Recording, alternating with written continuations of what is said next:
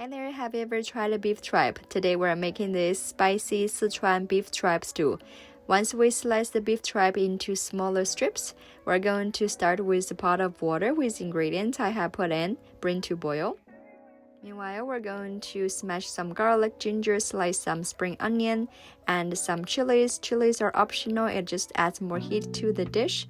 On top of that, we're going to need some spices, which is available in my bio link.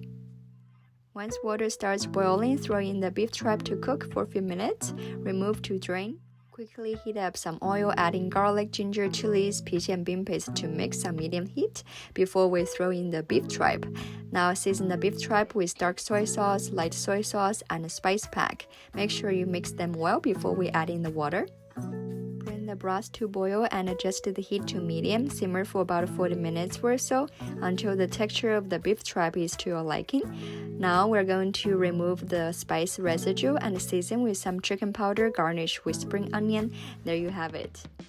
The full recipe is in my bio link. If you like this recipe, please give it a try. Thank you so much for watching. Have a good day.